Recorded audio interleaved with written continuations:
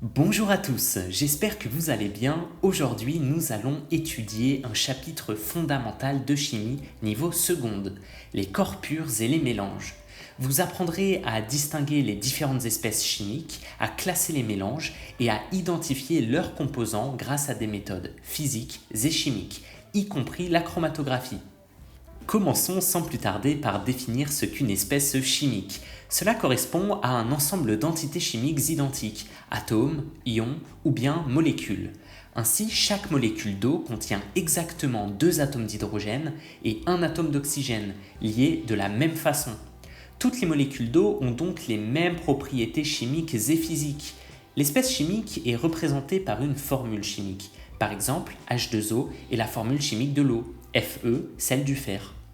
On parlera de corps purs pour désigner un corps constitué d'une seule espèce chimique. Les exemples incluent le dioxygène, O2, le diazote, N2, l'eau, H2O. En revanche, un mélange contient plusieurs espèces chimiques. Par exemple, l'air est un mélange de dioxygène, d'azote et d'autres gaz, et l'eau sucrée est un mélange d'eau et de sucre.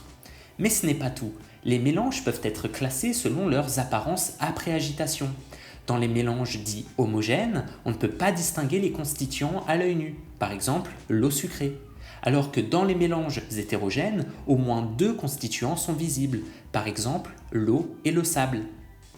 De plus, deux liquides sont miscibles s'ils forment un mélange homogène et non miscibles s'ils forment un mélange hétérogène. Par exemple, l'eau et l'huile ne se mélangent pas et sont donc non miscibles. L'huile surnage car sa masse volumique est plus faible. On peut décrire la composition d'un mélange de deux façons, par proportion en masse ou proportion en volume. La proportion en masse d'une espèce chimique est le quotient de sa masse par la masse totale du mélange. On écrit proportion massique égale masse de l'espèce sur masse totale.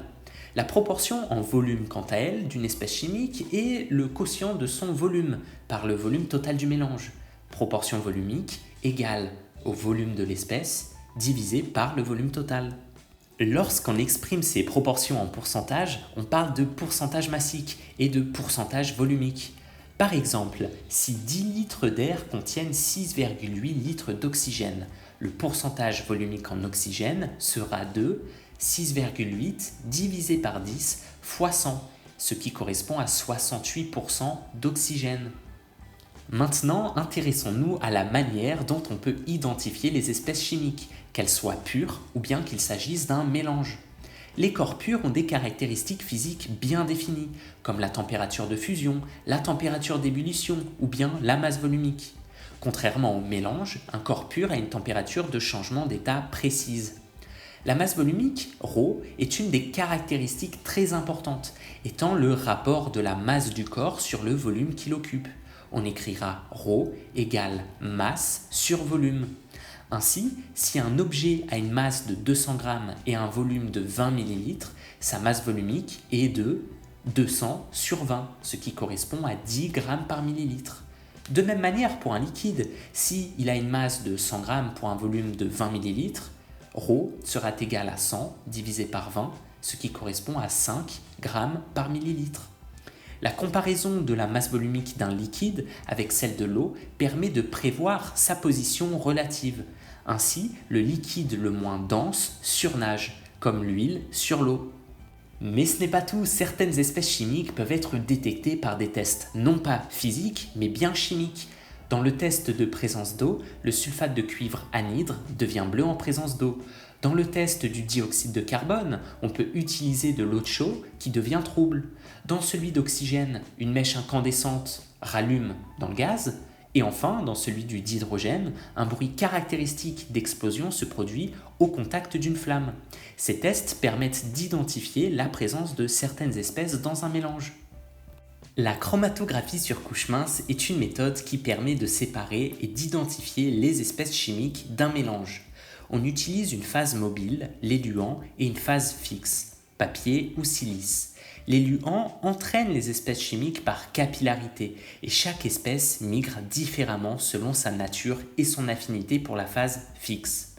La figure obtenue s'appelle alors un chromatogramme. Pour repérer les espèces chimiques incolores, on doit alors les révéler. Et pour cela, on utilise par exemple une lampe UV ou bien un révélateur chimique comme la vapeur de diode.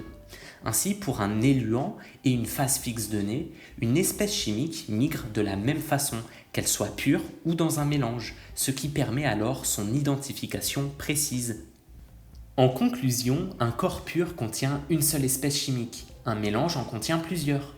Les mélanges peuvent être homogènes ou hétérogènes. La composition d'un mélange se mesure en pourcentage massique ou volumique.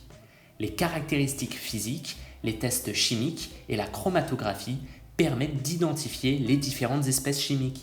Voilà, j'espère que cette vidéo vous aura aidé. N'hésitez pas à me suggérer d'autres chapitres en commentaire. Je vous souhaite plein de réussite. À bientôt!